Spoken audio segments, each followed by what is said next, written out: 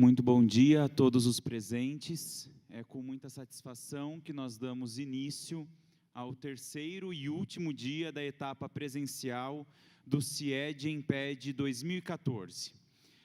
As atividades do dia de hoje começam com a mesa redonda de número 4, intitulada Inovação em Educação e Tecnologias Digitais. Para participar da mesa, eu convido a professora doutora Cíntia Inês Boll, da Universidade Federal do Rio Grande do Sul.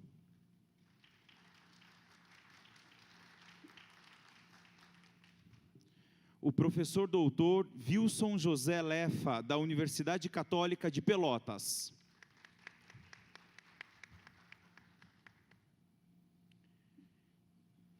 E para conduzir as atividades da mesa, eu convido a professora doutora Joyce Otsuka, coordenadora de inovações em tecnologias na educação da SEAD UFSCar.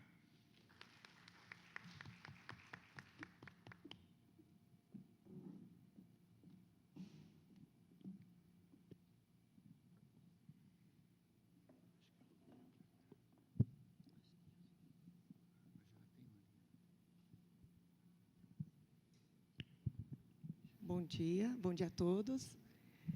É um prazer estar aqui conduzindo essa mesa com os colegas, professora Cíntia, professor José Lefa.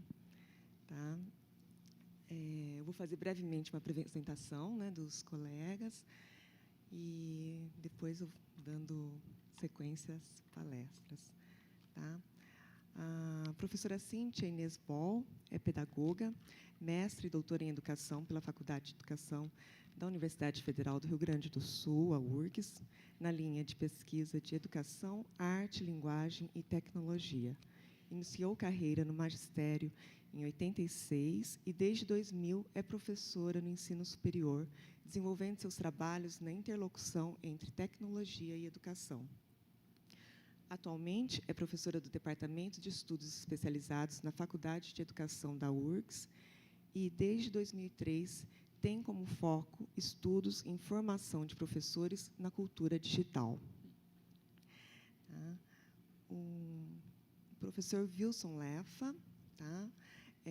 Doutorou-se em Linguística Aplicada pela Universidade do Texas, em 84, foi professor do Instituto de Letras da Universidade Federal do Rio Grande do Sul e, atualmente, é professor da Universidade Católica de Pelotas.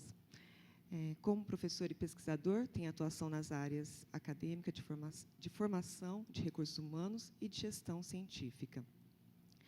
Na área acadêmica, tem uma extensa produção científica, tratando de temas voltados para a educação, como autonomia da aprendizagem, ensino da leitura, produção textual, o léxico na aprendizagem de línguas, interação na sala de aula, produção de materiais didáticos, política de línguas e formação de professores. Mais recentemente, concentrou-se no estudo das novas tecnologias no ensino de línguas, incluindo a produção de objetos digitais de aprendizagem e o ensino à distância. Na área de formação de recursos humanos, orientou 6 teses de doutorado, mais de 40 dissertações de mestrado e vários trabalhos de iniciação. Ministrou inúmeros cursos à distância para professores de línguas sobre a produção de objetos digitais de aprendizagem. Tá? Bom, é um resumo aqui, né, do currículo dos dois, lógico, dos dois professores que temos a honra de receber hoje aqui. Tá? Muito obrigada pela presença. Podemos começar, então, com a palestra da professora Cíntia e depois com o professor José Lefa. Sim. Então, bom dia a todos e a todas. É realmente um prazer de estar aqui entre os colegas. A nossa discussão aqui, nesse momento da mesa, ela é bastante provocadora. Eu venho aqui para poder compartilhar com vocês alguns pensamentos que nós estamos tendo em torno dessa relação de cultura digital e educação contemporânea. Então, o próprio título, de alguma forma, já nos convida a pensar o que virá, né? Então, a ideia dos dispositivos midiáticos enquanto um lugar que potencializa a todos nessa participação do mundo da cultura digital. Bem, nós temos visto ao longo desses últimos anos, e principalmente aqui no Brasil, muitas políticas e propostas educativas vinculadas, que vinculam a produção midiática a uma análise crítica ou técnica. E focam basicamente nesses dois pressupostos: uma análise crítica das linguagens textuais que estão presentes nesses espaços, ou também uma observação mais atenta à técnica utilizada para essa composição. E, nesse sentido, as enunciações estéticas, que é todo esse se colocar nesse mundo da cultura digital, em parceria com as imagens, com o som e com as escritas, elas poderiam ser apreciadas também na educação midiática sobre outro viés, que é o viés da composição comunicativa. Então, se a gente pensa nessa cultura digital, né, ou essas propostas, deixe-me ver aqui. Se a gente pensa o que se entende por uma estética, uma enunciação estética, a tentativa que eu trago para vocês de começar a pensar... Espera aí que o... Deu. Se a gente pensa a estética na poesia, a gente a pensa basicamente nessa composição com a escrita. Quando eu trago o meu conterrâneo Mário Quintana com esse poema, onde ele diz: todos esses que aí estão atravancando o meu caminho, eles passarão, eu passarinho. Essa composição estética, ela é anunciada pela mão ou com a ajuda da escrita. E nas artes figurativas, essa composição estética, ela vai se apresentar também num material visualmente perceptível. Então, esse aqui é um trabalho do Edgar Miller, que ele procura, através dessas intervenções junto à metrópole, né, que Canevati, que é um dos autores que eu uso, fala em metrópole comunicacional, ele nos convida a entrar nesse mundo da arte figurativa através das artes figurativas. Então, é isso que eu proponho vocês a pensarem, o quanto nós estamos tendo acesso a enunciações estéticas nesse mundo da cultura digital e a gente não está conseguindo enxergá-las. Bom, nesse sentido, né, no mundo da cultura digital, as poesias e as artes coexistem entre outras inúmeras possibilidades de enunciações estéticas e redimensionam essa conectividade autoral. Se a gente pensar nessas duas enunciações estéticas que eu acabei de trazer, a poesia e a arte, a gente pensa o quanto nós entramos nessas obras, o quanto mesmo nós não estando fisicamente naquele lugar onde foi feita a segunda obra, nessa intervenção junto à rua, nós, de alguma forma, entramos na obra do autor e conversamos com ele. E a mesma coisa com o nosso querido Mário Quintana. Então, nesse sentido, essas enunciações estéticas que se apresentam na cultura digital, nesse lugar da enunciação estética, ela não consegue ser vista só sobre o pressuposto técnico e crítico. Aqui eu trago uma fala do Canevati, onde ele vai trazer um conceito particularmente importante para mim, que é o conceito de multivíduo, onde ele diz: então, a cultura e a comunicação digital, que colocam em crise essa perspectiva coletiva, conseguem afirmar o processo conectivo, que significa que a individualidade, que prefiro chamar de multivíduo, se multiplica, se amplia, explode, uma multiplicidade de eus no corpo subjetivo. Essa condição múltipla favorece a proliferação dos eus, o que acaba por desenvolver outro tipo de identidade fluida e pluralizada, que coloca potencialmente em crise as formas perversas e tradicionais do dualismo. Então, essa perspectiva técnica e crítica, ela vem nos acompanhando há muito tempo na educação. E a cultura digital nos pergunta o que nós vamos fazer com as enunciações estéticas que estão aí, se a gente já não consegue olhá-las nesse pressuposto técnico e crítico. Bem, então, pensando que, na educação, focar apenas técnica e criticamente o mundo da cultura digital nos espaços escolares é perverter esse multivíduo hoje, que alia técnica e tecnologia no prazer da composição da sua enunciação estética. Então, quando nós, como professores, vemos trabalhos publicados por nossos alunos nesse mundo da cultura digital, compartilhados no YouTube, Facebook e outras plataformas livres ou privadas, a gente muitas vezes não consegue entender aquilo que está se apresentando. E é nesse lugar que eu estou chamando vocês para esse outro paradigma, que Guattari chama de paradigma ético-estético, desse mundo da cultura digital que se apresenta até nós. Então, a temporalidade nesse contexto da cultura digital vai envolver não só a extensão desse tempo-relógio, quanto também o tempo criativo e autoral desse multivíduo do qual falamos. Esse multivíduo, ele entra em composição ou em contradição ao indivíduo. Muito mais do que nós reconhecermos ou tentarmos classificar quem é esse nosso aluno, é importante que nós possamos perguntar a ele, no mundo da cultura digital, quem é ele? Que a gente dê condição para que ele próprio se apresente nesse mundo da cultura digital. E nesse apresentar-se no mundo da cultura digital, ele vai criar laços conectivos. E, portanto, laços autorais e, portanto, as suas enunciações estéticas. Então, nesse contrapondo do coletivo que a Nevati fala, hoje nós estamos mais num mundo conectivo, não mais coletivo. Coletivo na perspectiva do indivíduo, onde, de alguma forma, a gente pode dizer, eu, Cíntia, mãe, professora. Não, não sou só Cíntia, mãe, professora. Eu tenho multivíduos dentro de mim que, em alguns momentos, estabelecem conexões com outras pessoas, por vários motivos. E, nessas conexões, a gente caminha junto, a gente traz a singularidade importante dessa, e tão necessária para esse mundo da cultura digital. Essas relações que se estabelecem e se fortalecem através das redes sociais. Então, a cultura digital, ela se oferece para que essa liga dos desejos se transforme em enunciações estéticas, onde cada um possa ser protagonista da sua própria história. Nesse sentido, não só a publicidade, a moda, a arte e a arquitetura, como esse próprio autor, o Canevati, viu, que participa da metrópole comunicacional, mas também a escola tem participado. Só que a gente não tem conseguido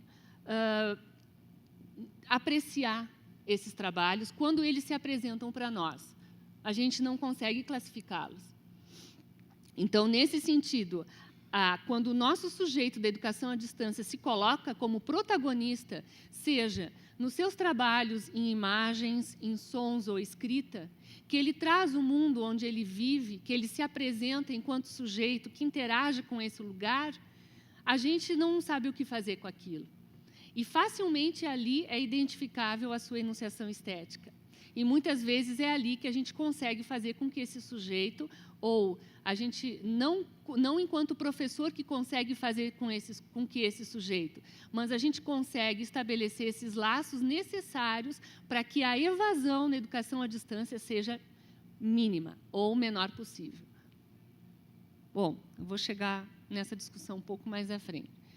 Então, essa metrópole comunicacional que a gente tem visto por aí, através de várias imagens que circulam na rede. Então, as crianças, os jovens, os adultos, os não tão jovens mais, mas quando eles se colocam nesses lugares, dizendo quem eles pensam, como eles vivem nesse mundo, nesses territórios educativos dos quais eles circulam, se a gente for olhar aqui, os grafites, essa apresentação aqui embaixo das crianças com saco na cabeça, todas vestidas de preto, essa outra moça, todos esses trabalhos são intervenções nessas metrópoles comunicacionais e, portanto, intervenções nesse mundo da cultura digital, que a gente pode chamar de enunciação estética dentro desses espaços, que a gente não consegue, com esse nosso olhar técnico e crítico, estabelecer relação. Porque, tal qual uma obra de arte, tal como uma poesia, a gente precisa saber apreciar. Aprender a apreciar. Então, nessa metrópole comunicacional da cultura digital, as enunciações estéticas deslocam o discurso do foco do certo e do errado para fluxos sensíveis às composições autorais dos multivídeos em seus infinitos eus. E aí, para nós, educadores, nesse mundo da cultura digital, aprender acaba sendo o quê? Acaba sendo a possibilidade de compartilhar conhecimentos e protagonismos autorais e, em um sistema que ainda ensina a obedecer, a transgressão oferecida pelos dispositivos midiáticos é o próprio pensar. O pensar não mais de um espectador, decodificador ou interlocutor, mas de um espectador autor. Outros saberes científicos, artísticos, vão coexistir. A ideia não é quebrar o que nós estamos já fazendo na educação, quando a gente trabalha na cultura digital, mas é a trabalhar na coexistência a esses fluxos sensíveis dessa rede que se constrói interpelada às mãos, aos olhos e ao corpo inteiro desses multi-indivíduos e de suas máquinas enunciadoras, os dispositivos móveis. Então, para mim, os dispositivos móveis vieram para dar maior visibilidade ao que a gente já fazia e já tem desenvolvido, já tem feito nos espaços escolares, que é essas tentativas de ser sempre o protagonista da história. Só que não mais desse lado de dentro, na construção do conhecimento, que nesse lugar a gente sempre é protagonista da nossa história, né? A gente sempre vai ler e reler o mundo e, nesse sentido, construir o nosso conhecimento, mas também desse lado de fora, visivelmente perceptível no mundo da cultura digital, onde as pessoas são convidadas para ser autores junto a essas obras que esses sujeitos estão produzindo, esses jovens, esses adultos, esses nossos alunos do mundo da sabedoria digital, não mais dos nativos digitais, mas, como diz o Prensky, nesse mundo da sabedoria digital, estão aí convivendo conosco. E o que nós estamos fazendo, muitas vezes, com isso? Nós estamos pervertindo, nós não estamos conseguindo olhar com esse olhar apreciativo junto a essas obras que estão aparecendo para nós.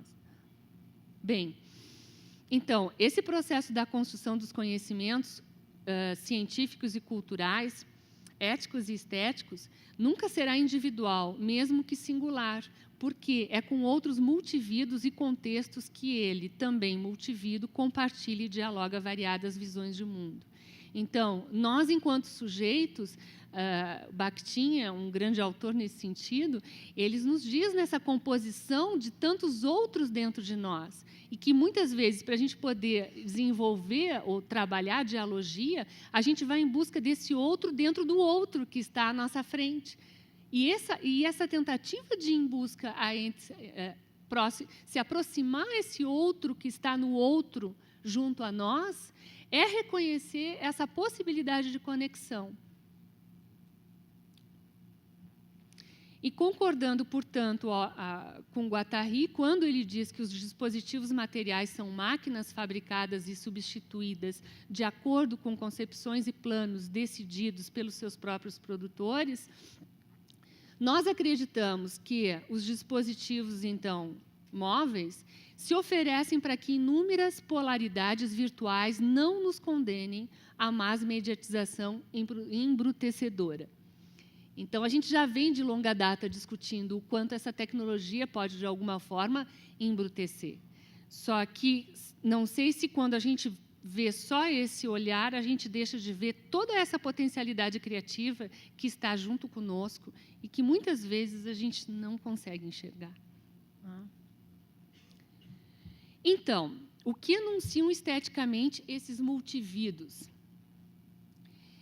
Enquanto indivíduos simultaneamente produzidos e produtores de um ciclo recursivo que vai romper com a linearidade de causa e efeito, de produto-produtor, de estrutura e superestrutura, os dispositivos midiáticos apresentam-se associados ao indivíduo localizado culturalmente e enuncia sua voz. Então, nesse momento, o sujeito enuncia a sua voz, ele se coloca nos trabalhos escolares e nas propostas para além daquilo que a gente consegue discutir dualisticamente. E, portanto, acaba sendo uma obra de enunciação estética. Mais do que a técnica e a crítica, esse multivídeo hoje ele busca a chance de enunciar esteticamente através dos dispositivos móveis, nessa rede oferecida pela metrópole comunicacional. Ele quer ressingularizar suas conexões.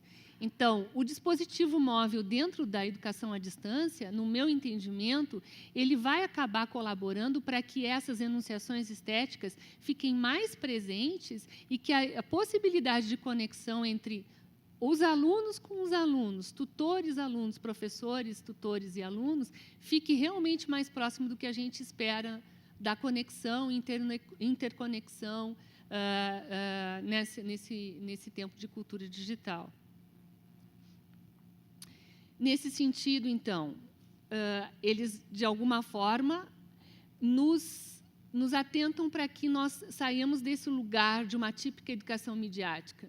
Então, para mim, particularmente, agora nós estamos vivendo um tempo de estrangulamento no trabalho com a cultura digital junto aos espaços escolares, porque mais que laboratórios educativos e PCs, a gente está tendo que lidar com os dispositivos móveis, e, com isso, no meu entendimento, os aplicativos móveis podem estar colaborando para que esse sujeito possa trazer esse estar fora da escola para dentro desse ambiente escolar, como se existisse um estar fora e um dentro. No meu entendimento, não existe. Então, hoje fica mais visível o quanto a gente consegue misturar esses multivídeos, aluno, professor, mãe, dona de casa, dono de casa, dentro desse complexo mundo que é estudar num mundo da cultura digital. E, nesse sentido, esse ato de produção do conhecimento vai requerer sempre essa dose de ousadia e imaginação, porque o conhecimento em si sempre vai ser autoral, criação, e ele vai envolver esse multivídeo cognoscente e criativo no seu desejo de conhecer esse mundo e se colocar nesse mundo. E esse seu desejo de conhecer está diretamente relacionado com o seu território educativo e com todos os atores que ali se movimentam, desde a família até o próprio conselho escolar. Então, a gente vê as diretrizes curriculares nacionais substituindo os parâmetros curriculares nacionais. As diretrizes curriculares nacionais agora, que a SEB, que o MEC lançou em 2013, eles enfatizam muito a necessidade da gente fazer com que o território educativo desse sujeito, desse educando, esteja presente nos trabalhos escolares, nos recursos educacionais abertos, nos próprios aplicativos móveis. Certo, ok, é importante, mas o que a gente faz com isso? A gente recorta isso e põe dentro daquele aspecto crítico e técnico? Como a gente vai lidar com essas intervenções na metrópole comunicacional, nesse mundo da cultura digital, quando esse sujeito traz lá a padaria do seu João, a foto da padaria do São João com selfie? O que isso nos diz? Né? O que essa foto, o que esse filme, e é isso que nós estamos vendo cada vez mais dentro da cultura digital e longe desses espaços escolares, ou subvertendo esses espaços escolares. Nesse sentido, para mim, esse multivídeo ele é necessariamente um espectador, porque, no mesmo tempo em que ele é o espectador dessa obra, da enunciação estética, ele também é autor nesse processo de produção de sentido. E, nesse sentido, na produção de sentido, ele é sujeito cognoscente, nesse mundo da cultura digital. A intencionalidade virtualizada por esse dispositivo móvel no tempo escolar pode suspender, então, os sentidos imediatos do certo e do errado e oferecer cruzamentos de conteúdos heterogêneos, nenhuma inusitada combinação, criando enigmas estéticos e gerar um nonsense, né, ou um vazio de sentidos. A gente se pergunta, o que quer dizer essa combinação desse selfie na padaria do seu João e ele, quem sabe, com uma camiseta dizendo não drogas? A gente não consegue entender o que isso está fazendo dentro do espaço escolar.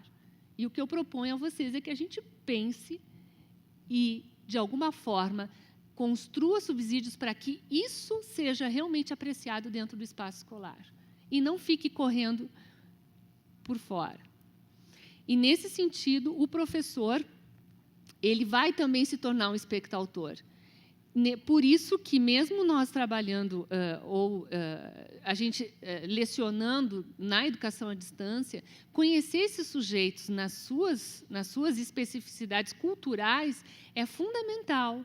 Porque, se eu não souber quem é o seu João e quem é, por exemplo, por que aquele nosso aluno fez esse selfie do não drogas na sua camiseta, a gente não souber que aquela região onde ele tirou a foto é uma região extremamente violenta, com muito tráfico de drogas, que ele é um sujeito que está participando, quem sabe, de uma comunidade naquela realidade dele, onde ele é um agente dessa comunidade no combate a drogas.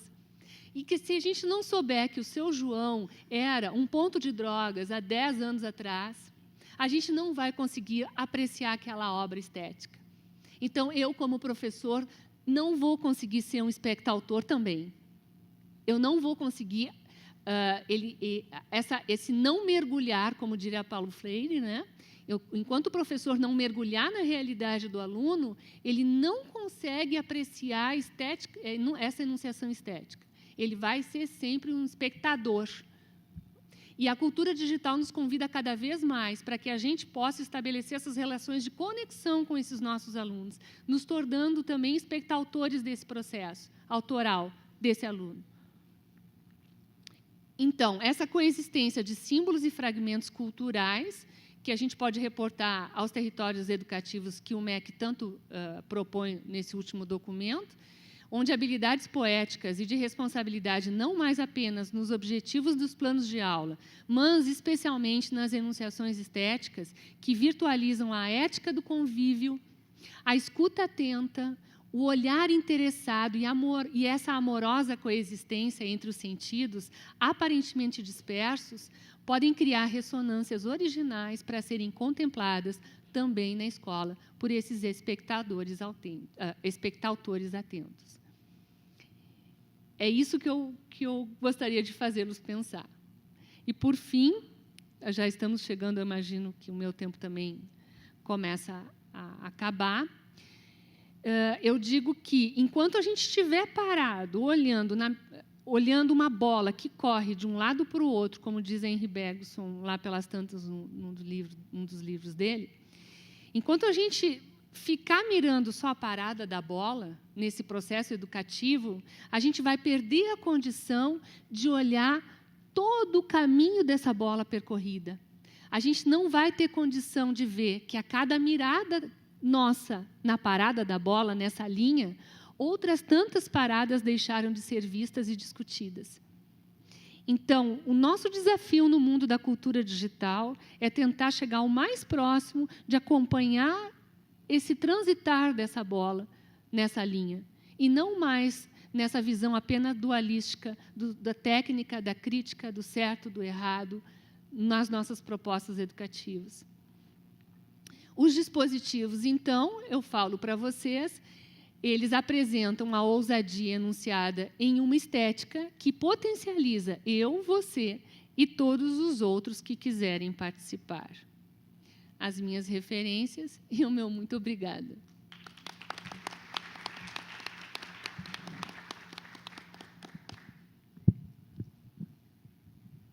Obrigada, professora Cíntia. Obrigada pela bela palestra. Vou passar, então, para o professor Wilson Lefa.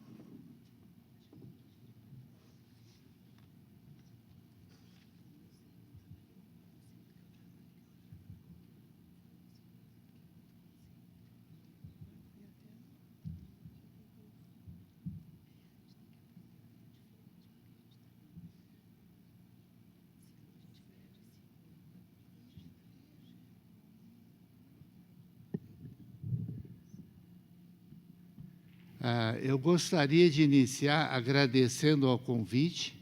Eu estou aqui fazendo uma coisa que eu gosto de fazer e já aproveito também para adiantar que eu gostaria de fazer menos do que eu gosto de fazer, porque normalmente o meu dia só tem 24 horas e às vezes a gente não consegue fazer tudo. E eu acho, depois dessa apresentação tão bonita da professora Cíntia, a gente, quando fala como é o segundo apresentar um trabalho, a gente fica meio que torcendo para que o anterior não apresente um bom trabalho, e aí a gente fica bem à vontade. Então, eu estou bem nervoso agora, tá? Mas faz parte da vida acadêmica, não é? E é bom, é um desafio isso, tá? Então, é uma conversa que eu vou fazer com vocês, sobre o que eu venho fazendo, sobre a minha preocupação bem terrena, bem pé no chão, envolvendo a questão de objeto de aprendizagem e recursos educacionais abertos. Tá? Então, quando o objeto se transforma em recurso, o meu e-mail, eu normalmente digo isso e alguém já deve ter ouvido, não é? Antigamente, eu tinha muito medo de mostrar o meu e-mail no início de uma palestra, porque eu achava que a minha caixa postal ia se encher de pedidos e coisas. Mas um dia eu arrisquei, ninguém perguntou nada depois. Então, agora já fica assim bem tranquilo, né? E já mostro o e-mail para vocês, se alguém quiser. Dentro do possível, a gente tenta responder. Então, o roteiro da minha palestra, rapidamente, uma introdução, o que são objetos de aprendizagem, o que são recursos educacionais abertos e uma conclusão. Tá? Eu nem sempre começo pela introdução, às vezes eu gosto de começar pelo meio, às vezes eu comecei pelo fim, mas hoje eu vou ser um pouco mais comportado e vou começar pela introdução, então. Tá? E eu gostaria de começar com uma música que eu gosto muito, de Mercedes Sosa, que talvez vocês conheçam, e que começa assim: Cambia lo super... O meu espanhol, com perdão do sotaque, tá? Cambia lo superficial, cambia também lo profundo. Acho que dá para entender, não é? Cambia el modo de pensar, cambia todo en esse mundo. Então, eu quero pegar essa ideia de que nós vivemos num mundo em mudança. Tá? E nós, assim, gente, principalmente da minha geração, tem sempre uma resistência a isso, e é uma coisa que a gente tem que aceitar, porque se a gente não muda, a humanidade não evolui, e se a humanidade não evolui, não temos história. Para a gente ter história, tem que ter evolução, né? Eu parto desse princípio. Então, cambia o clima com los años, cambia o pastor su rebanho, e assim como todo cambia, que eu também cambie no esse estranho. Eu vou tentar aqui, não sei se vai dar certo, eu vou tentar colocar, esse é um texto nu, eu vou tentar vestir esse texto para mostrar o mundo em que a gente vive, que não é só o mundo do texto verbal, é também um mundo multimídia, né? Vamos ver se vai funcionar. Espero que funcione. Sabia que não ia funcionar.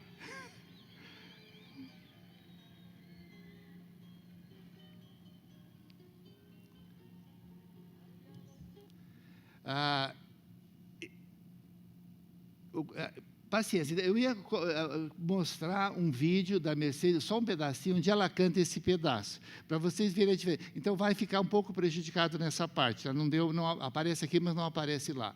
Tá? Vamos adiante, não vai ser por aí. Então, você sabe o que... agora é aqui. Tá. Você sabe o que é isso? Alguém conhece? É um aparelho de televisão. Tá? Antigamente, poucas pessoas tinham uma televisão, mas também eram as televisões caprichadas, né? Telinha redonda, etc. Só para dar um exemplo de coisas que vêm mudando, assim, que são mais visíveis, uma mudança visível. Tá? Então, as telas de televisão, como mudaram? Né? Um dia apareceu tela de plasma, custava, na época, R$14 mil, uma televisão dessa. aquelas com as beiradas largas, né? Hoje em dia a gente nem aceita mais aquela beirada larga. Então, tela de plasma, tela de LCD já diminuiu ali aquela beirada, aquela margem, não é? E depois, sei lá, veio tudo isso, LED, OLED, AMOLED, e agora a Apple está lançando a tela de retina ou retina, não é? Então, todas essas mudanças vão acontecendo no nosso mundo. E acontecem também na educação. Eu, nos últimos 2 anos, comecei a ouvir abordagens, propostas que há 2 anos atrás eu não conhecia. Por exemplo, tive que conhecer uma coisa chamada conectivismo. Me interessei pelo título, fui lá e realmente me interessei por essa abordagem. Anda-se mais um pouco, uma outra coisa que me interessou, a gamificação da aprendizagem, ou, se preferirem, gamificação da aprendizagem. Tá? Então, coisas recentes, para mim, pelo menos. Sala de aula invertida. Faz as 3 semanas que eu vi, comecei a pesquisar mais uma coisa. Estou relacionando aqui coisas recentes e relacionadas com a educação e relacionadas com a tecnologia. Apenas abordagens relacionadas à tecnologia. Então, a gente está vivendo um mundo de muitas mudanças, e mudanças rápidas. E, às vezes, nós queremos as mudanças, mas, às vezes, também temos medo temos medo de tanta mudança que está acontecendo. Medo, talvez, de não poder acompanhar tudo isso. Tá? E, na educação, também, já percebi, para minha surpresa, uma mudança entre objeto de aprendizagem e recurso educacional aberto. Tá? Então, houve aqui, a meu ver, na minha cabeça, na minha percepção, uma evolução também de objetos de aprendizagem para recursos educacionais abertos.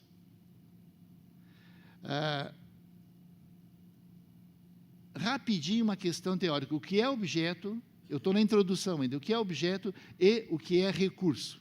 Tá? Eu vou falar da minha área de atuação. Eu sou professor de línguas e preocupado com formação de professores. Então, vamos ver o que é a língua como objeto, de uma perspectiva, digamos assim, contemplativa. É falar sobre. Tá? Então, para falar sobre, a gente pode falar sobre a origem da língua, pode falar sobre a sua sintaxe, pode falar sobre o seu léxico, tá? E podemos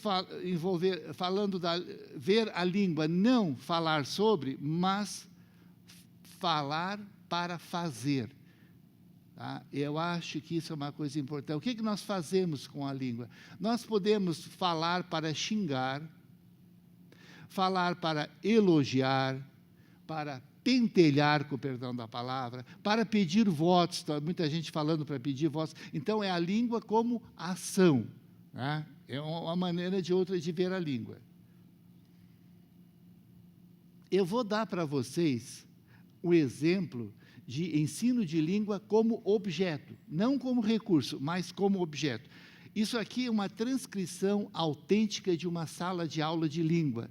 Eu vou ler um pouco rápido, porque é um pouco cansativo, mas é um professor e os alunos interagindo numa aula de língua. Então, o professor fala, mas não é isso o mais importante. Aqui, o vocabulário é isso. Olha aqui, ó, lean is living. Veja só na lousa, isso aqui é importante. Olha, alguns verbos, os terminados em E, por exemplo, olha, o professor escreve na lousa. Que verbo é esse? Que verbo é esse, live? Aí o aluno responde, morar. Professor, morar, antes de acrescentar o ing, o que acontece? Perde o E. Quem é professor de inglês sabe do que eu estou falando, tá? Fica assim, olha, she is living. Tá? Uma transcrição autêntica de sala de aula. Tá? Um outro exemplo, aqui ensino médio, aqui ensinando crianças, língua inglesa para crianças. Aí está assim, né, teacher. Então, vem cá, senta aqui pertinho de mim, porque a teacher quer fazer uma brincadeirinha assim. Vocês são bem espertos? O aluno faz sinal com a cabeça. Teacher, são? Então, mostra para mim, onde está o window? Está lá. Então, é uma aula de inglês. Tá? Eu imagino o aluno saindo dessa aula chegando, talvez pegando o ônibus escolar e dizendo para o motorista, dá para abrir a window, ele só faria isso por gozação, né? Não seria uma coisa séria para ele. Tá? Mas isso, eu dei 2 exemplos reais de sala de aula. Aí vamos para as tecnologias, vamos para as últimas tecnologias. Tá, alguém conhece Duolingo? Levante a mão quem conhece Duolingo. Ah, que bom. Desculpe, eu uso Duolingo, eu investiguei um pouco Duolingo. Então, é mais um exemplo de ensino de língua como objeto. Eu vou mostrar aqui para vocês uma sequência de frases como aparece no Duolingo. Eu falei com ela por 1 hora. Eu assisti sua apresentação na quarta-feira. Eles ficaram em casa porque choveu. Nós conversamos recentemente. Ele ficou no hotel. Então, é uma língua totalmente fragmentada, ela vai até ao nível da frase, em todo o curso do Duolingo, não vai além da frase, não tem nenhuma coisa parecida com texto, nem com texto, são apenas frases. Tá? E o que o aluno tem que fazer com essas frases? Tem que traduzir, o que eles mais fazem é traduzir e completar lacunas, etc. Então, he stayed in the hotel. Ele ficou no hotel. O aluno tem que traduzir para o português, outras horas tem versão, e assim vai, é o que mais tem no curso. Tá? I talked with her for an hour. Vejam bem o que isso aí produziu. Então, tem os fóruns lá para discussão, então deu assim, he stayed in the hotel. Aí o usuário 1. Duolingo misturou tudo, ficou, esteve, estava, é tudo igual. Para eles não, para nós que temos conjugações, então o aluno traduziu, o Duolingo só aceitou ficou, ele não aceitou esteve ou estava como uma tradução para he stayed in the hotel. Tá?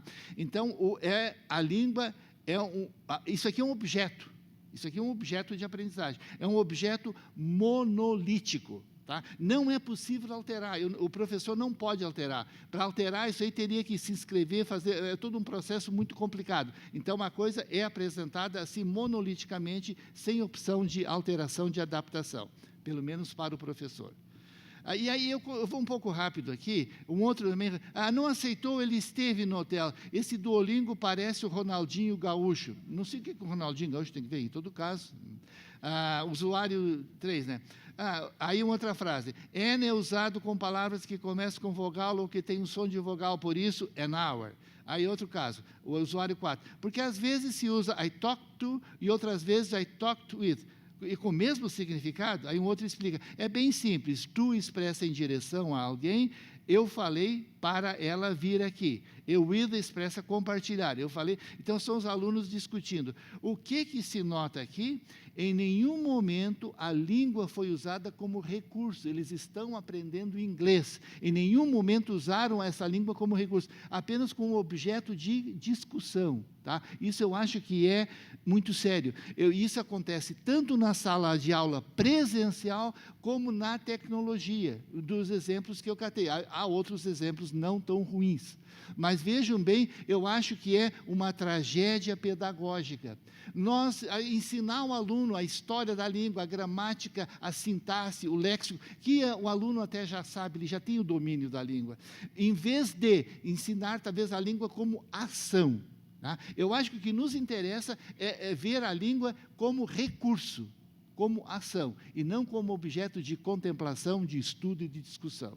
Para o aluno, o que interessa, eu acho que essa é uma da proposta minha, tá? Não preciso aceitar, fique bem à vontade. Tá?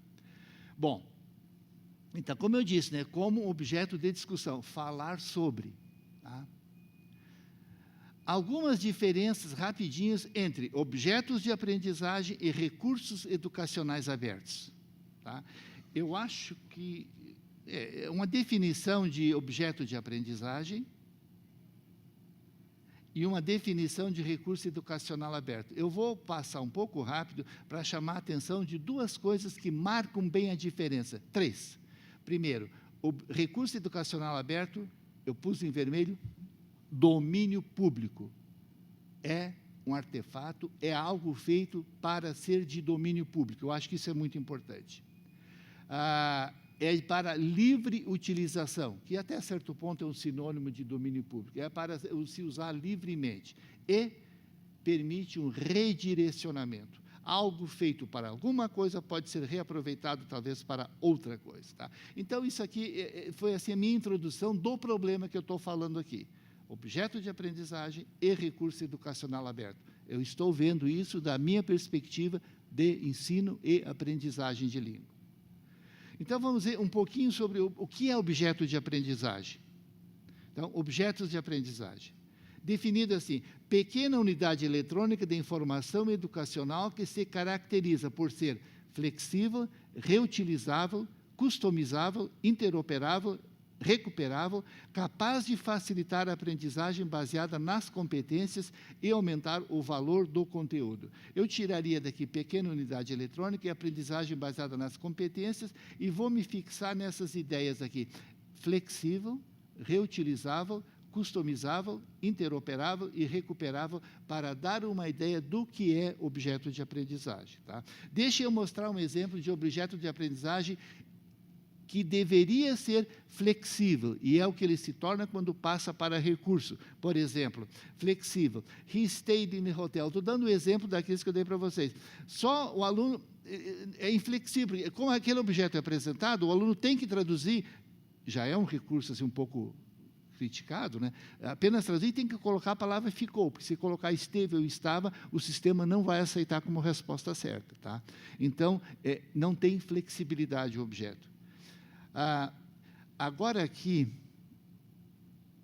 reutilizável, eu fico assim, é objeto de aprendizagem. Então, eu vou dar primeiro a conotação negativa de objeto da aprendizagem.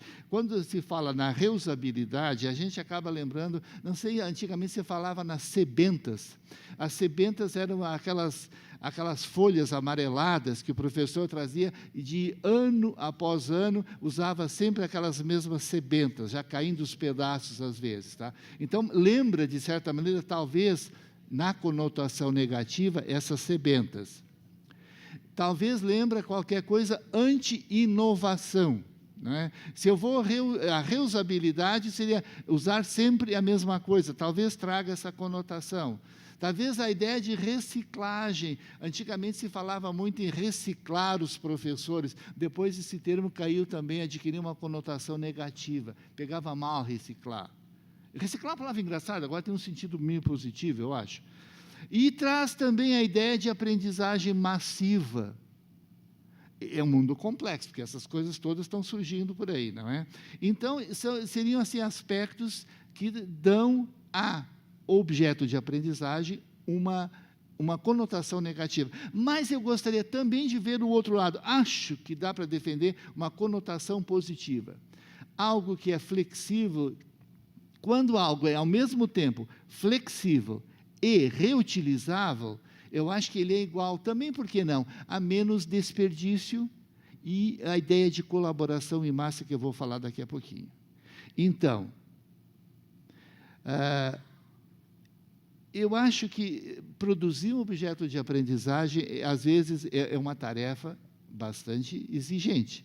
Então, aquilo, de alguma maneira, deveria ser reaproveitado com flexibilidade. Essa seria a minha ideia. E sobre customizável, eu vou falar pouquinho. Vocês conhecem o leito de Procusto? Esse é o leito de Procusto, era um estalajadeiro que tinha uma estalagem, e quando o hóspede era muito maior que a cama, cortava a parte das pernas para caber na cama. Tá? E quando era menor que a cama, tinha um mecanismo lá que puxava, que esticava, estendia o cara para acertar na cama. Então, essa ideia seria o contrário de customizável. A ideia de que a coisa é fixa, de que não dá para mudar. Isso é mais relacionado até com as teorias, não é? Que a realidade tem que se adaptar à teoria, quando, na realidade, eu acho que a teoria que teria que se adaptar à realidade.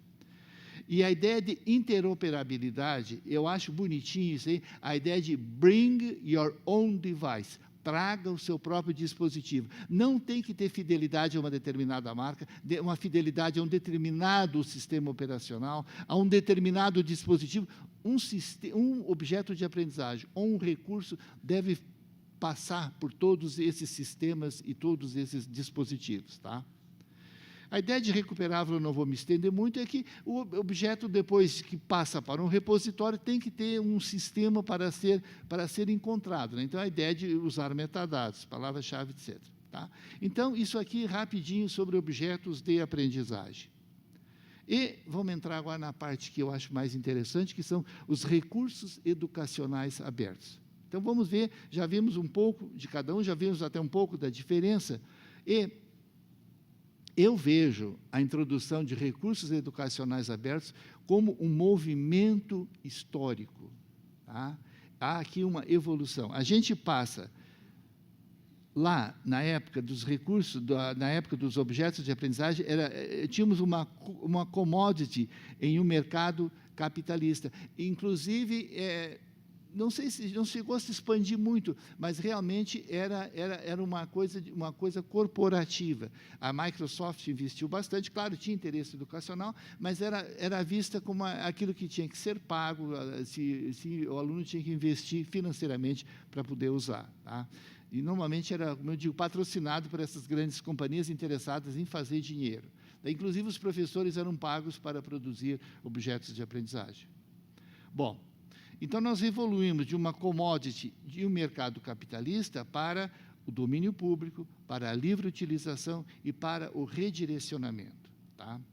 Essa ideia de domínio público é uma ideia interessante. Eu gostaria até de ter investigado mais, mas eu descobri um cara bem interessante que se chama Lang, e ele diz o seguinte: o que é domínio público? Então, é um lugar de refúgio para a expressão criativa individual, um santuário. Eu acho que a Cíntia não vai gostar muito, mas eu vou ler toda. Eu estou brincando. Eu acho que adorei esse né? Como é que se diz? Multividual. Mas aqui, a criatividade individual, um santuário conferindo proteção afirmativa contra as forças da apropriação privada que ameaçam tal expressão. Tá? Eu gostei dessa citação. Então, ainda para entender Lang, domínio público como território de trabalhos não protegidos pela lei de direitos autorais. Então, era uma espécie de advertência aos autores. Olha, não façam coisa de domínio público, porque lá é o mundo pirata, é o mundo... Não, desencorajando esse tipo de produção. Tá? Também desencorajar a apropriação das obras com direitos de propriedade intelectual. Eu tenho uma certa implicância, uma implicância muito grande com os direitos autorais. Tá? Eu acho que deve-se reconhecer a autoria e ponto final. Tá? Mas o engraçado é que acontece o seguinte: às vezes há uma apropriação inversa da iniciativa privada de coisas que são de domínio público. Acredite em mim.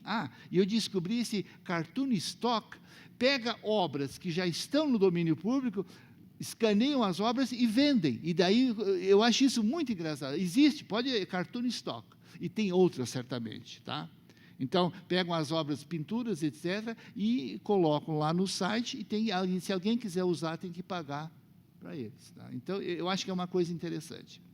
Então, isso sobre domínio público. A ideia, dentro de domínio público, também temos a ideia de software livre. Eu até gostei dessa figurinha. PEG é livre. Tá? Então, e aqui, todo mundo sabe, eu vou passar rapidinho sobre isso aí, as 4 liberdades dos... Então, baseado nisso, temos as 4 liberdades dos recursos educacionais abertos, que eu acho que é importante a gente se sentar, se basear nisso aí. Então, usar para qualquer propósito, usar o recurso educacional aberto para qualquer propósito, adaptar para as suas necessidades, ter o direito de adaptar para as suas necessidades, de redistribuir para os outros, não é pouca coisa, não é?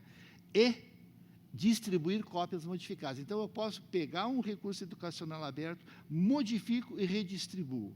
É tudo o que eu quero, é tudo o que a gente quer, de certa maneira. Claro, obviamente, reconhecendo a origem, né? Reconhecendo a autoria.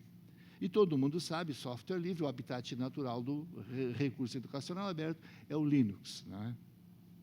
Então, aqui é só para dar uma ideia, recapitular o que a gente já estamos careca de saber, a ideia do Creative Commons, né? Todos os direitos reservados, alguns direitos reservados, sem direitos autorais, mas com reconhecimento de autoria. Né? Coisas que eu até não estou muito familiarizado, não usei ainda até hoje, mas acho que é interessante a ideia. Então, tem o direito de copiar, o direito de modificar, o direito de redistribuir, com menos ou mais restrições que o autor estabelece. Pode fazer isso, pode fazer aquilo, e aquilo tem que ser seguido, tem que ser obedecido, tá? Mas garantindo a autoria. Eu acho que isso dá uma ideia básica do que é Creative Commons. Tá? Pode ser que eu tenha me enganado em algum ponto, mas acho que não. Então, inclusive, está bem organizado. Isso aqui aparece a figurinha do autor, né? Dando créditos como o autor determinou. O autor determina como é que ele quer que seja citado. Ou então, aquele dinheirinho, né? Para fins não comerciais, pode modificar, etc. Sem modificação, então pode usar, mas não pode modificar. E licença idêntica à obra original. Então, para dar uma ideia desse mundo, né, desse mundo do domínio público. Eu vou falar agora só de recursos, me concentrar mais em alguns aspectos. A questão da livre utilização. Eu acho importante que o recurso seja aberto a todos. Aberto a todos realmente, sem qualquer restrição. Sem restrição de sistema operacional e sem restrição de dispositivo. Eu posso usar no Windows, posso usar no Linux, no iOS, enfim, nem de sistema operacional e nem de dispositivo. Posso usar no smartphone, no tablet, enfim, iPad, etc. Sem cobrança de qualquer ônus, tá? O engraçado é que mesmo o mundo corporativo, eu acho que é uma revolução interessante essa do mundo conectado, essa das redes, como expandiu tanto essa ideia, essa generosidade até certo ponto, essa ideia das pessoas distribuírem o que fazem, que até o mundo corporativo teve que se modificar um pouco. O Internet Explorer, por exemplo, era cobrado, agora é livre, já vem junto. Chrome, eu não posso dizer, eu vou chamar de grátis. É claro que existe um esquema que eu acho que até é interessante. Safari, Firefox, todos esses navegadores, eu pelo menos até hoje tenho usado gratuitamente. Tá? E aí também os mecanismos de busca, Google e o Bing, que está tentando lá, né, na sombra do Google, provavelmente, tentando se lançar. Dizem alguns que copiaram. Então, essa ideia da livre utilização é mais ou menos isso, resumindo. Tá? Eu gostaria de falar um pouco sobre a ideia do redirecionamento, apenas dando uma ideia. Quando eu tenho um recurso, esse recurso é bom que possa ser redirecionado. O recurso eu vejo como um instrumento, até como uma ferramenta que pode ser usado para uma coisa ou para uma outra. Eu gostaria até de comparar o recurso, a palavra recurso, de recurso educacional aberto, essa palavra recurso como um instrumento que pode ser usado, reusado para diferentes objetivos. Pode redirecionar, a ideia de redirecionar. Por exemplo, o martelo, eu posso usar o martelo para construir um móvel, para construir uma casa, um brinquedo de uma criança. Eu posso até usar para finalidades opostas. Eu posso me irritar com o meu notebook e usar o martelo para acabar com ele, por exemplo. Né? Então, vejam bem que o instrumento, ao contrário do que algumas pessoas dizem, eu sinceramente acho que o instrumento não tem embutido a finalidade nele, mas isso eu sei que é discutível. Eu continuo achando que o martelo pode ser usado para uma coisa e para outra, e para outra, e para outra, e até para coisas opostas. Tá? E eu gosto dessa ideia da colaboração em massa. Nós sabemos mais do que eu. Tá? É uma coisa da economia. Esse mundo econômico, eles são muito espertos também. Né? Esses caras, Tapscott e Williams, num livro chamado Economics. Né? A ideia é mais ou menos isso. Eu posso mais e melhor trabalhando com outras pessoas do que trabalhando sozinho. Tá? Então, isso acontece quando um recurso educacional é de domínio público e de livre utilização. No momento em que se possa ser, ele dá, a meu ver, oportunidade para ser usado dessa maneira. Eu acho fantástica a ideia de recurso. O que somos nós, seres humanos, sem recursos, sem instrumentos, sem isso que nós criamos, tá? Eu acho que é o que nos caracteriza como seres humanos, tá? Então, eu até fiz, só para brincar um pouquinho, o que é que nós podemos sem instrumentos? Vendo o recurso como instrumento. vocês podem correr, isso aí é um campeão mundial, correndo 100 metros, não é para nenhum de vocês aqui, pode correr até 45 quilômetros por hora. Eu não consigo chegar a 20. Vocês talvez a 21, 22. Tá? O que eu posso fazer sem recursos, sem uma vara? Eu só vou saltar, até acho muito, 9 metros. O campeão mundial saltou 9 metros de distância, sem usar vara. Com vara vai mais longe, aí já é um recurso. Tá? Salto em altura, o recorde mundial, 2 metros e 45 centímetros. Tá? Agora, com instrumentos, o que nós conseguimos fazer com instrumentos? Só para ter uma ideia, nós podemos conversar com alguém do outro lado do mundo. Imagine conversar com alguém do outro lado do mundo sem usar o instrumento, simplesmente impossível. Né? Para falar, não dá para falar nem de São Carlos para, sei lá, para São Paulo, sem instrumento não dá. Por mais que vocês berrem, não vão ser ouvidos lá do outro lado, não é? Vão ficar roucos, vão ficar roxos, desmaiar, mas a outra pessoa não vai conseguir ouvir distante.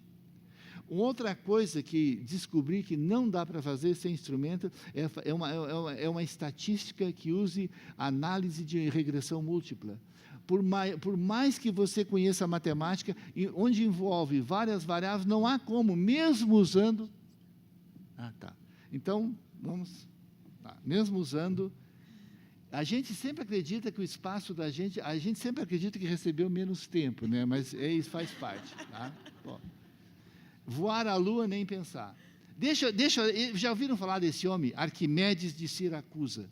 Dê-me uma alavanca e moverei o mundo. Essa é a ideia do recurso, a importância do recurso na nossa vida. Tá? Então, a ideia do recurso. Aqui mas isso ele foi na teoria, ele não chegou a mover o mundo com a alavanca. Tá? E o recurso tem que ser educacional. Um texto, um vídeo, um simulador precisa incorporar um componente especificamente educacional que proporcione o engajamento do aluno ao atingir. Aqui eu estou falando, alguém já falou ontem, algo experiencial. O aluno tem uma aprendizagem experiencial, ele tem que fazer alguma coisa, essa é a ideia. Tá? O recurso educacional, para ser educacional, o aluno tem que fazer alguma coisa, não é senta e aprende, é levanta, pula e faz. Tá? E, naturalmente, aberto, já vimos essa ideia, então, aberto para todos, aberto para mudanças. Essa é a ideia fundamental do recurso, ele é adaptável, eu posso pegar um recurso e adaptar para o meu contexto. Terminando agora, para onde vamos? Eu acho que nós vamos rumo a uma aprendizagem descontrolada. Eu acho que isso fecha um pouco o que a Cíntia falou. É uma aprendizagem, não temos mais como controlar a aprendizagem do aluno. Eu acho que isso é bom. É impossível aprender o aluno, é impossível impedir o aluno de aprender. A gente tenta, a escola tenta. Deixa eu desabafar. Eu acho que a escola tenta impedir o aluno, tenta barrar o conhecimento, mas é impossível. O aluno aprende de qualquer jeito hoje em dia. Tá?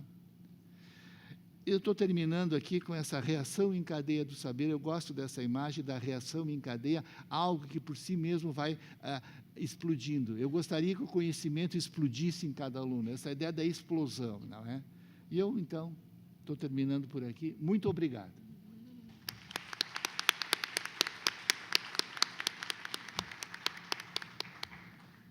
Muito obrigada, professor Wilson Lefa. Desculpa ter que apressar, só para a gente ter um tempinho mais para o pessoal, para discussão com o pessoal. E acabamos começando um pouco mais tarde, né? Eu acho que os dois trouxeram aí questões muito interessantes, né? A Cíntia, toda essa discussão da cultura digital, vários conceitos para reflexão, e o professor também a questão dos recursos educacionais abertos. E eu queria, então, abrir para as questões, né, João? Acho que nós temos aí meia hora, 25 minutos, né, para as questões, e a gente faz em blocos, João? Então... Se me permite uma intervenção, não é a minha, de preferência, assim, eu gosto de ouvir comentários, de ouvir experiências, para assim, compartilhar e dividir alguma coisa. Eu não quero bancar assim guru aqui na frente para responder perguntas, mas pode ser também. Mas eu prefiro assim que fiz isso, assim, colocar alguma coisa, mais uma ideia de troca de ideias do que não seja só daqui para lá, mas que seja, Mas sempre pensando na importância da objetividade também, nos relatos de experiência. É bom.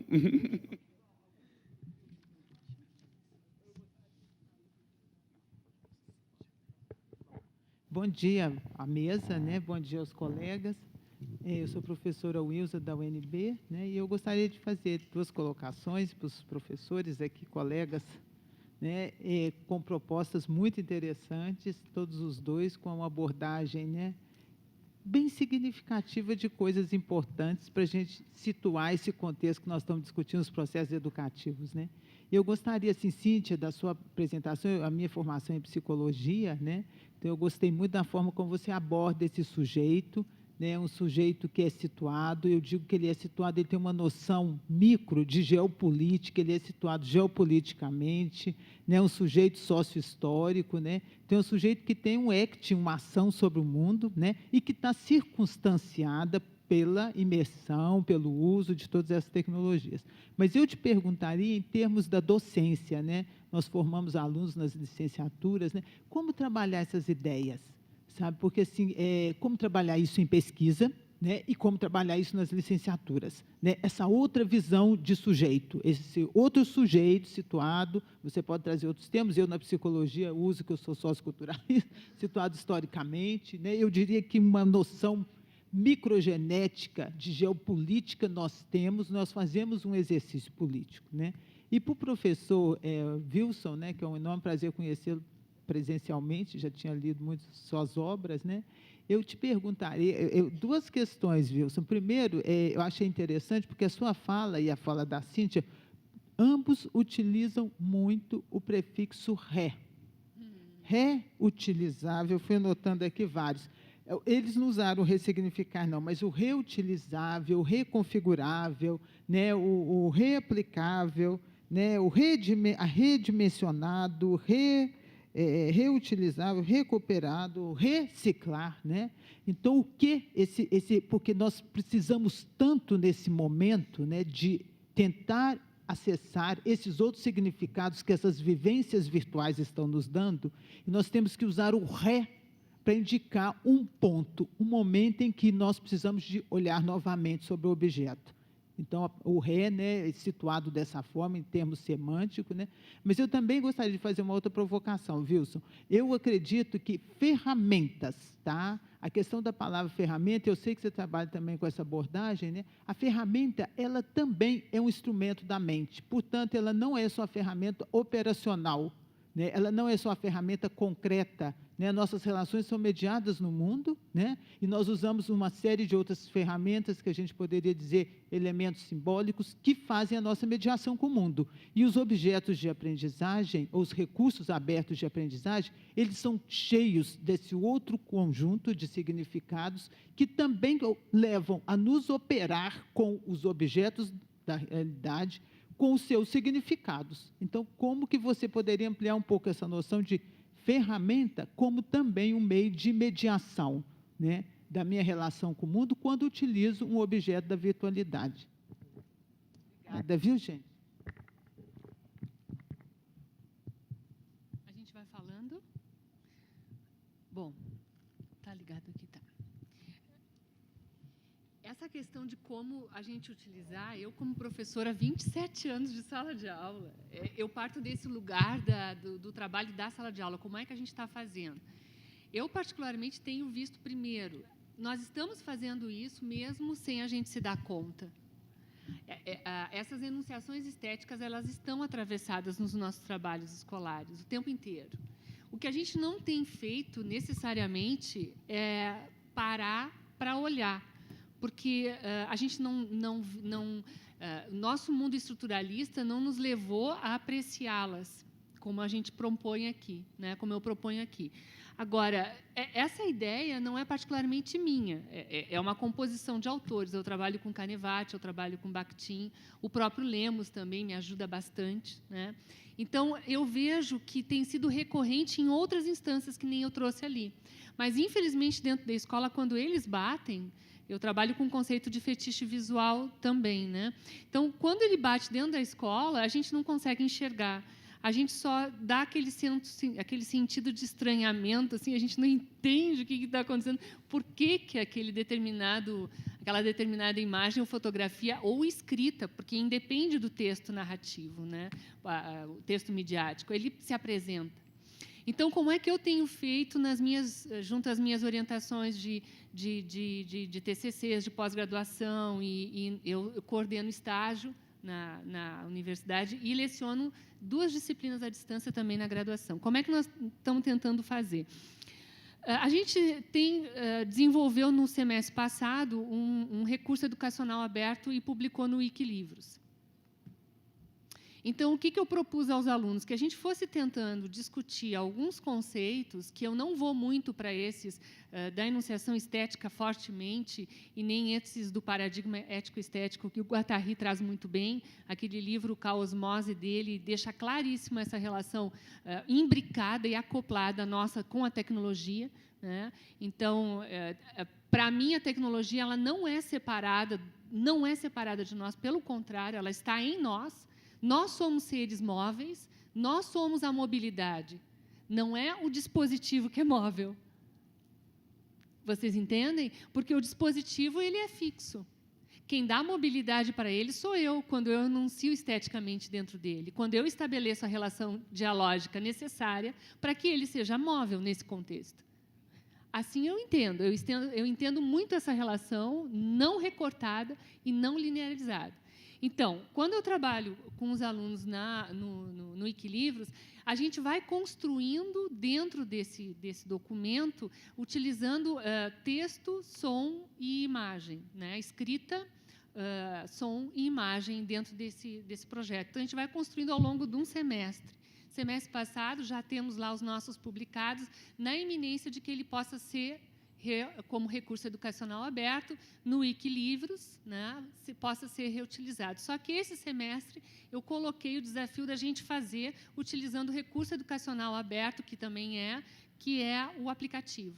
Então, eu proponho aos alunos que eles criem aplicativos. E nós temos feito muitas oficinas junto aos municípios do Rio Grande do Sul, principalmente, né, presencialmente com os professores, para que eles criem os seus aplicativos móveis. E, nesse criar os aplicativos móveis, o território educativo fica muito presente. Porque, quando a gente propõe que criem aplicativos móveis, a gente não sabe o que os professores vão criar. Mas um fato é sempre comum, sempre parte de alguma coisa muito próxima a esse sujeito. Então, eu estou presente nesse meu aplicativo móvel. Então, é eu tentando me comunicar com os meus pais na escola, é eu tentando me comunicar através de um aplicativo sobre os projetos que eu tenho desenvolvido com os meus professores. Então, nós compartilhamos a criação de um aplicativo sobre a reciclagem de lixo no bairro São João. Então, os professores criam um aplicativo onde eles colocam nesse aplicativo som, imagem, texto, para estar trabalhando com os colegas. Lá na minha página, a gente está criando uma tentativa de linkar esses repositórios dos aplicativos que a gente está desenvolvendo junto com as pessoas, né, com os colegas. Então, normalmente, o território educativo está presente. Então, no momento que eu crio um aplicativo educacional ou um recurso educacional aberto no Wikilivros, a primeira coisa que eu peço para eles vocês vão criar para quem? Para quê? O que vocês estão querendo criar com esse dispositivo? E fica muito além do processo conteudístico. Então, eles trazem muito de si, dos seus conhecimentos. Se o nosso aluno é da licenciatura em História, em Física, em Educação Física, nós temos diferentes dispositivos. Então, o aluno da museologia, ele está fazendo um dispositivo de georreferenciamento. Ele está georreferenciando museus que ele tem um determinado interesse. Então, nesse sentido, esse território educativo se desenvolve num conhecimento construído que vai ser, provavelmente, porque é um recurso educacional aberto. Então, outra pessoa, depois que cria esse aplicativo, pode pegar esse aplicativo que o meu aluno de 2014-2 criou sobre museu e trabalhar em cima, criando sobre o seu outro museu de uma outra determinada região. Então, o que nós estamos fazendo nesse momento? A gente está tentando mapear algumas categorias, diferentemente do que a gente vê lá fora. As categorias, às vezes, para os aplicativos têm sido no seguinte sentido: se eles são behavioristas, se os aplicativos são construtivistas, se eles trabalham a mobilidade, o trabalho colaborativo.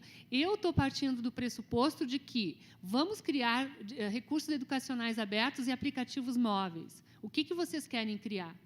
E depois a gente vai fazer as categorizações, as tentativas de categorizações. Porque, assim como a ideia do indivíduo, do multivíduo, eu não consigo trabalhar dentro dessa lógica da categorização. Eu trabalho nas aproximações conceituais. Para mim, é mais fácil trabalhar, mas não na categorização. Porque cada dispositivo, nessa modalidade do recurso educacional aberto, ele vai também oferecer diferentes possibilidades junto na sua usabilidade, né? Então, não sei e de alguma forma, isso contempla a enunciação estética. Porque, quando eu falo da museologia e dos museus que eu conheço, eu trago a minha visão de mundo, eu me enuncio esteticamente através desse dispositivo. A forma como eu vou distribuir as informações, as minhas fotografias, o meu enquadramento, que nem disse o colega ontem, que trabalha bastante com a etnografia. A gente sabe muito bem que, quando tu vai fazer um determinado enquadramento, para poder... eu trago todo esse meu mundo que está capturado nesse sentido.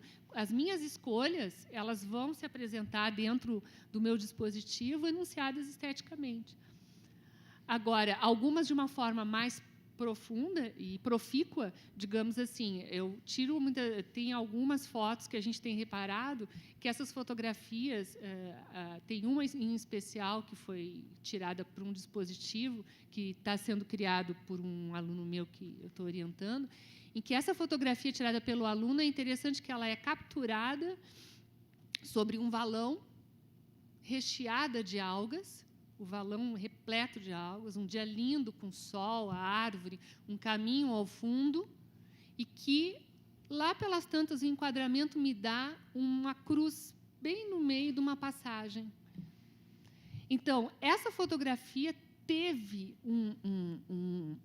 uma certa tentativa de causar esse suspense, ou que essa tentativa de me chamar enquanto espectador, porque essa cruz, nesse valão recheada de algas, de alguma forma me traduz o processo da morte naquele lugar. Todo mundo sabe que quanto mais alga, menos peixe, mais sujeira, né? Então, para esse aluno que está trazendo essa fotografia, que está mergulhado nessa realidade, ele conseguiu entender, quando ele capturou essa fotografia para trazer para o dispositivo móvel, a enunciação estética presente naquela imagem, né? Ela me convida a pensar sobre ela. Agora, é claro, se é uma pessoa que não estou mergulhada nessa realidade, não estou lá como professor, provavelmente essa fotografia vai ser mais uma fotografia, né? Então, nesses dispositivos móveis, de certa forma, a gente consegue enxergar enunciações estéticas, porque a gente também se coloca nesse lugar de espectador, ou não. E o que eu convidei vocês é que a gente comece a estabelecer essa relação de espectador com esses processos educativos na cultura digital, através dos recursos educacionais abertos, dos aplicativos móveis, etc. e tal. Não sei se eu respondo, é algo que a gente está criando enquanto equipe de pesquisa, a gente está desenvolvendo, mas a potência desse material, quando ele vai para a sala de aula e ele traz o aluno para que o aluno seja o protagonista da sua história, no trabalho pedagógico, ele explode de tal maneira assim, que é uma alegria para a gente, enquanto orientador, poder estar contribuindo para que realmente tenha muito mais que sentidos esse fazer pedagógico de mão dada com a cultura digital. Eu vou começar respondendo, até vou ser um pouco indelicado, aparentemente, mas no fundo não. Não teria nada a acrescentar ao que a professora Cíntia falou, mas é que aconteceu essa semana, num trabalho de orientação com uma aluna minha, e ela pesquisando uma coisa, aquilo pesquisa uma coisa e descobre outra. E o que ela não esperava descobrir foi que os professores, aí eu estou falando de professores universitários em relação a alunos da graduação, e ela descobriu que os professores não têm ideia de como os alunos aprendem tantas coisas. E aí os professores não sabem o que acontece com os seus alunos. Então, assim, na realidade, confirmando, né, a ideia de dar voz ao aluno, quem sabe, e ouvir o que o aluno tem a dizer, que eu acho que, no fundo, é que ela está propondo. Não Agora, é? eu só vou dizer uma coisa para vocês, uma frase apenas. Quando a gente convida o nosso aluno a ele ser protagonista do seu processo criativo, ele se assusta. Ele pede modelos, mas deixa eu ver como é que ele não consegue sair desse lugar, né, de receptador, se a gente pode dizer que exista, porque eu também não acredito que exista esse lugar, mas ele quando se coloca para ele criar o seu recurso educacional aberto, ele criar o seu aplicativo móvel, ele se assusta. Um primeiro momento é... Então, nas minhas aulas, a primeira aula já é criar o aplicativo móvel. Já boto Então, a gente já cria o esboço. E aí, se tiver que se assustar, mas normalmente eles não se assustam e continuam trabalhando conosco. E a pergunta do pois é. Eu trabalho, a minha área é língua. Então, uma das coisas que eu trabalho é produção textual.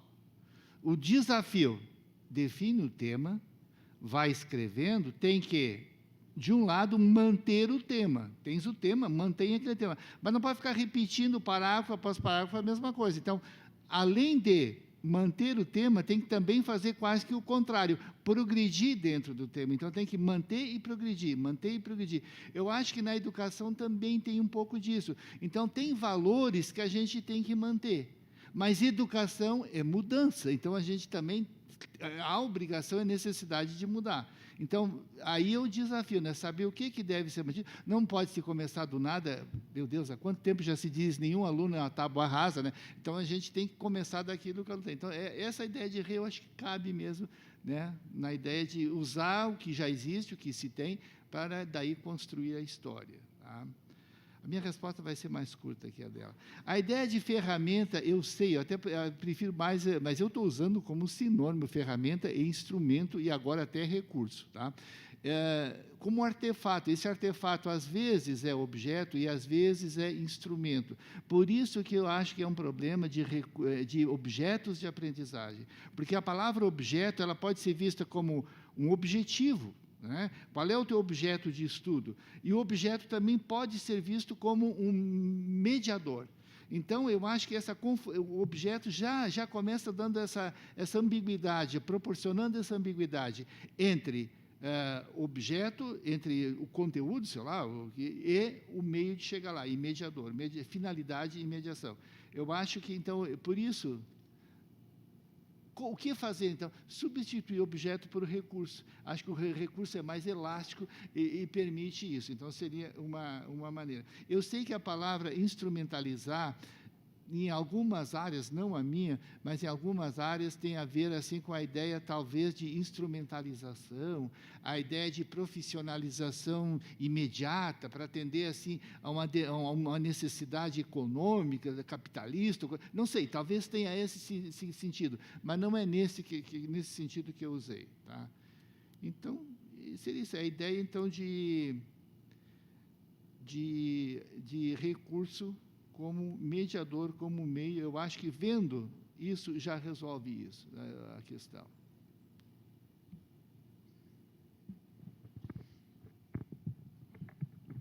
Depoimentos, relatos de experiências rápidos e curtos também são bem-vindos.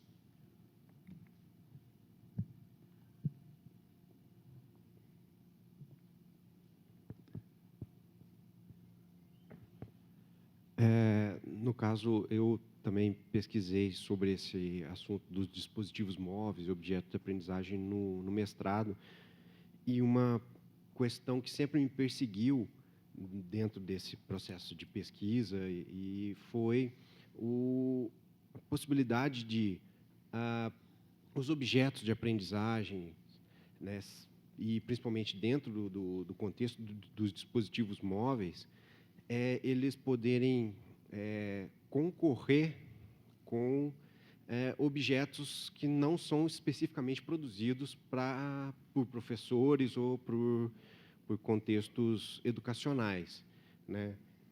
Existe a perspectiva de se usar, por exemplo, dentro do contexto educacional, objetos que não foram especificamente projetados, né, para o processo educacional. Existe isso, e se vocês enxergam que isso existe, os objetos, né, projetados, né, por professores ou por equipes ou até por alunos, eles chegam a concorrer com isso, eles perdem, ou existe essa vantagem ou desvantagem dentro dessa convivência dos elementos, né, dos objetos de aprendizagem que não foram projetados especificamente para a educação e que podem ser utilizados.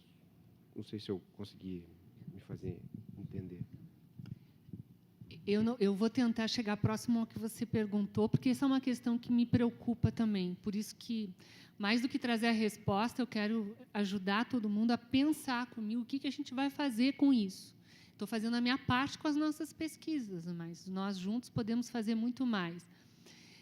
Quando a informática educativa começou a acontecer nesse país, a instrução programada meio que reinou.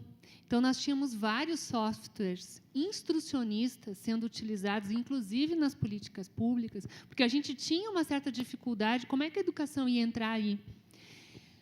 Hoje está muito parecido. Se tu for num app aqui do Google ou do Samsung, seja lá o que for, tu vai ver vários aplicativos para serem baixados, inicialmente gratuitos. Então, a criança baixa inicialmente gratuito, prometendo o quê?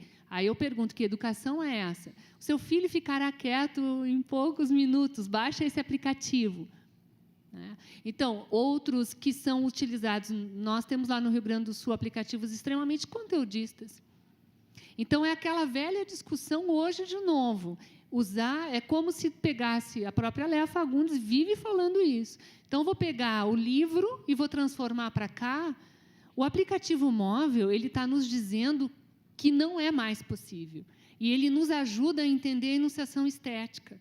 Por quê? Porque ele está muito próximo desse sujeito o tempo inteiro e facilitando a comunicação em rede social, ou seja, tentando fazer com que esse nosso aluno permaneça mais próximo do ambiente. Então, o que acaba acontecendo? Para que a gente permaneça mais dentro do ambiente, a gente acaba se utilizando Facebook, Zazap, né? E outras possibilidades imensas, mas não aplicativos educacionais como recurso educacional aberto, como software livre. Então, a minha proposta é que a gente, como educadores, faça uma nova revolução, como a Léa Fagundes e o professor Sarlé fizeram lá na informática educativa, quando trouxeram a linguagem logo para as escolas, como projeto pedagógico, e, junto com isso, a filosofia do que é ser professor nesse mundo. Hoje, usando os aplicativos móveis, a gente começando a criar os nossos aplicativos, tem a fábrica de aplicativos.com.br, que é um site que tem 3 possibilidades de criação de aplicativos. Eu uso com os meus alunos o Free, então, ali a gente cria os nossos aplicativos, e vamos começar a fazer chover nos espaços escolares os nossos aplicativos. Porque nós temos condições de ser protagonistas da nossa história também como educadores.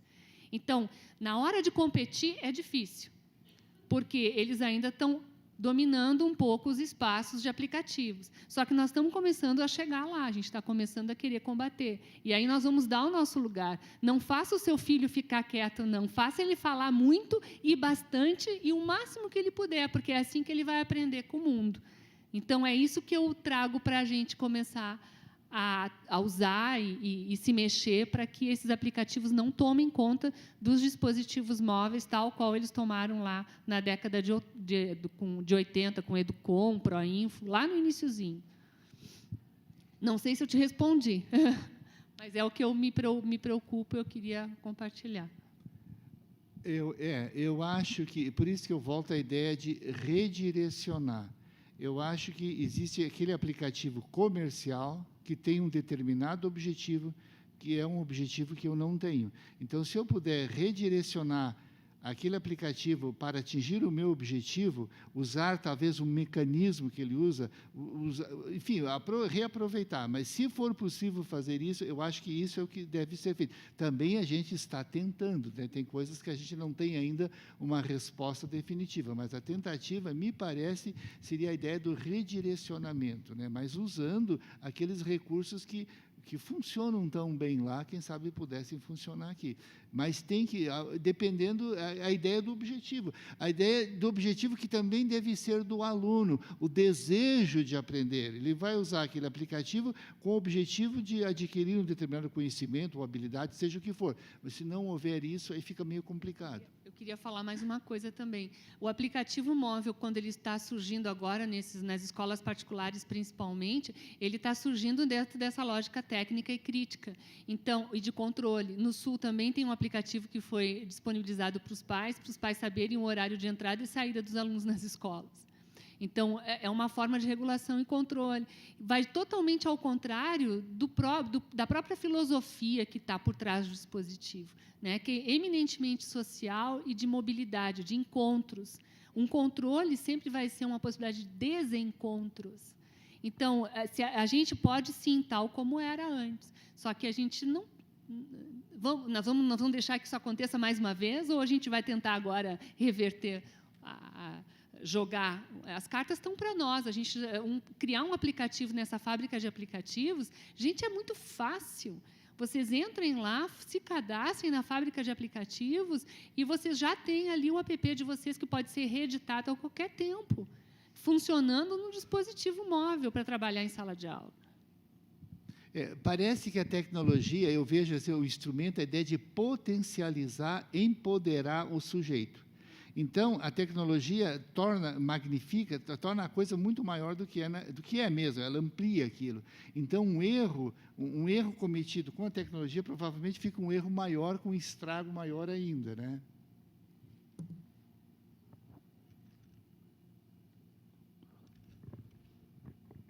Mais uma, então, para a gente encerrar?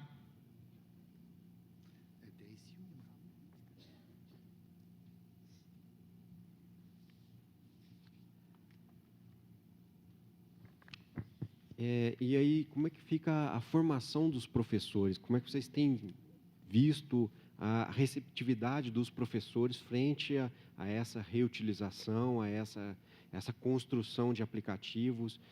Porque a gente viu que os professores utilizam, a maior parte estão utilizando tecnologia na vida pessoal, mas na escola parece que ainda está devagar. Como né? eu disse, eles levam um susto no início, porque a gente normalmente vai para os bancos escolares e eu faço isso à distância ainda, querendo que alguém diga o que a gente tem que fazer. E quando tu pergunta para o nosso aluno assim, o que tu quer fazer? Que dispositivo tu quer criar? Começa a dar um nó na cabeça. E, principalmente, quando tu cruza com legislação da EAD, perfil de aluno EAD, trabalho de professor na EAD, e aí, quando tu vem com conceitos de interação dialógica, quando tu vem com esses conceitos do conhecimento associado a esses espaços escolares, em primeiro lugar, ele leva um susto, porque ele imagina que o professor quer que eu crie, que eu faça o meu dispositivo, né? E sem ficar direcionando. A gente não pega o mouse do aluno. Ele que vai construindo. Então, num primeiro momento, ele não sabe o que ele quer fazer com aquilo. Ele leva o susto porque ele é convidado direto a criar, a ser o autor do seu processo. E é isso que é o mais bonito no recurso educacional aberto. E o MEC tem feito várias tentativas com o PNBL, né? Que a gente estava falando ontem, Lessa, Plano Nacional do Livro Didático. PNLD, né? Plano Nacional do Livro Didático. Eles estão cada vez mais abrindo espaços na política para que o próprio recurso educacional aberto comece a tomar conta. A Maria Beatriz Lúcia, que é minha colega lá na URGS, foi uma das primeiras coisas que ela falou quando ela assumiu. Então, vocês vejam, a gente está indo para esse lugar do recurso educacional aberto mesmo. Agora, o que eu tenho visto... pior de tudo não é o acesso. Eu acho que o acesso a gente está tentando, mas é a permanência na possibilidade de usar o dispositivo móvel. Porque, muitas vezes, ele é patrimoniado pelo Estado, O lugar de trabalho do professor não é um lugar muito convidativo para que ele leve o seu tablet, às vezes ele pode ter problemas. E o pior de tudo é o acesso, tu não tem permanência, é a permanência. Então, a gente está tendo vários programas de governo que os dispositivos móveis estão sendo entregues, os tablets, etc. e tal, mas a permanência, muitas vezes, desse recurso dentro da sala de aula é difícil. Então, o professor tem que ficar fazendo download da sua própria conta, porque, muitas vezes, o sinal do ar ele só vai até a secretaria. Voltando aos proinfos de antigamente, que os computadores ficavam todos socados na secretaria. O primeiro lugar que recebia o computador no proinfo era a secretaria. Então, ainda isso é recorrente, esse problema da permanência, do uso desses dispositivos móveis na sala de aula. Então, quando o professor é chamado, várias oficinas a gente deu, onde os professores que levaram os seus tablets e tal tiveram que usar o seu sinal para criar o aplicativo, não conseguiram criar no PC das escolas. Eu acho que a resistência do professor é sempre uma coisa que a gente tem que tentar vencer. Eu acho que está diminuindo bastante. Eu entendo que o professor tem que saber o que é modismo e o que veio para ficar. Então, há muito modismos, às vezes, não é? Mas ele tem essa incumbência de distinguir um do outro. E eu acho que, encerrando, então, é uma coisa que eu já falei várias vezes, o professor tem, inclusive, eu acho assim um absurdo, tem medo de ser substituído pela máquina. Puxa vida, eu acho que, por enquanto, provavelmente vai acontecer algum dia, mas ainda vai demorar um pouco. Eu acho que não vai ser para a época de nenhum de nós aqui, por mais jovem que vocês sejam. Tá?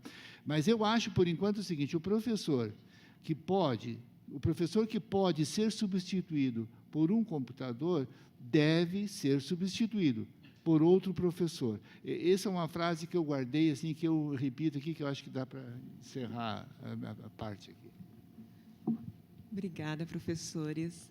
Acho que a gente pode continuar conversando no intervalo, né? Só para queria agradecer aí pela participação na mesa, foi bastante rico, tá? É isso. Então, também agradeço a presença dos professores aqui que compuseram a nossa mesa de número 4.